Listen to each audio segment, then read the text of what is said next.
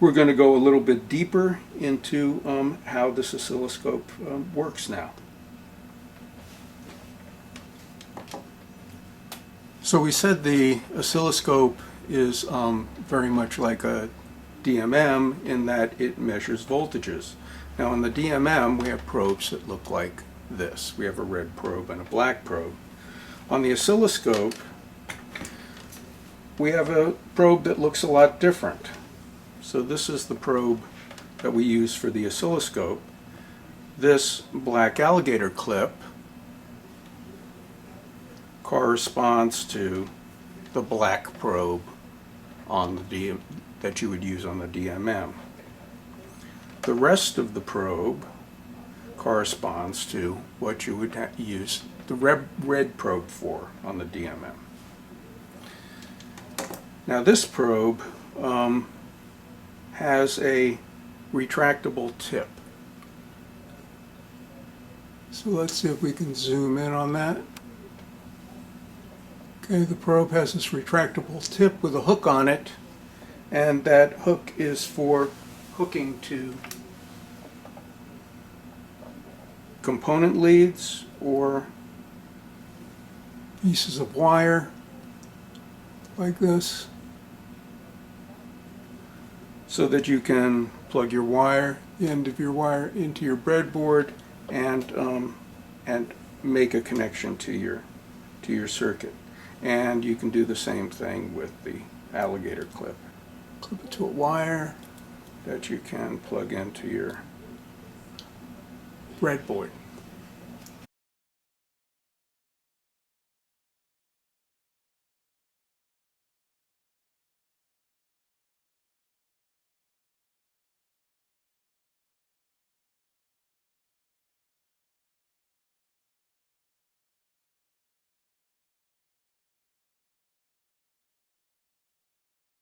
So let's look at the oscilloscope a little bit closer now. The controls are the most important thing for you to understand. So the controls are, there are 3 sets of controls here.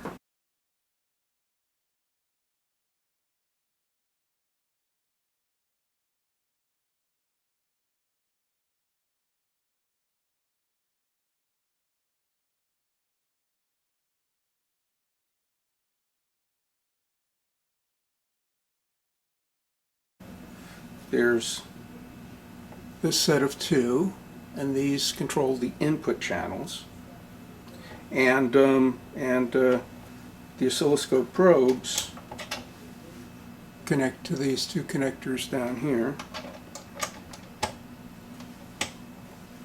And the channels can be turned on and off by pressing these buttons. So right now we have channel 2 is on and channel 1 is off. I can turn off channel 2 by pressing it twice, and now we have nothing. I can turn channel 2 back on by pressing it again. There's channel 2. And I can do the same thing with channel 1. So I can turn channel 1 on, and now we have channel 1 and channel 2 turned on simultaneously.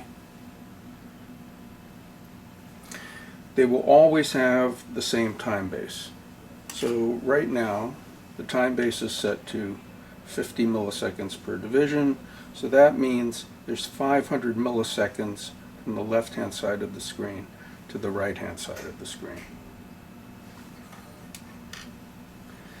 By turning the position knobs, we can move the waveforms up and down. So turn the position knob for channel 1, and the waveform for channel 1 can be moved down. I can do the same thing for channel 2. Turn the position knob and channel 2 moves up. So notice that there's an arrow on the left hand side of the screen for channel 2 and an arrow on the left hand side of the screen for channel 1. That indicates that wherever that arrow is indicates we're 0 volts for that channel. So for channel 1 we're set to 2 volts per division, and so if I move 0 for channel 1 to some line, you can see that that fast-moving waveform, remember we saw this before, it was one millisecond square waves, at 2 volts per division, this would be 2, 4, 5 volts high. The controls down here on the bottom, they control the scale. So I can change that number, that 2 volts per division, by turning this knob. So if I turn it to the left, now I'm at 5 volts per division. If I turn it to the right, now I'm at 1 volt per division. And it's still telling me I have 1, 2, 3, 4, 5 volts now.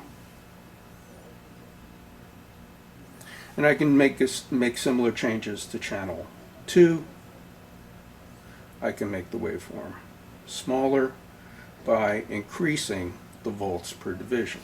So the volts per division now is 2 volts per division, and originally it was 500 millivolts per division. So the smaller this number is, the bigger the waveform is on the screen.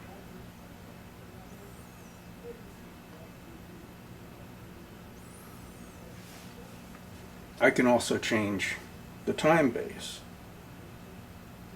So here I'm changing the scale from 50 milliseconds per division to 25 milliseconds per division to 10 milliseconds per division to 5 milliseconds per division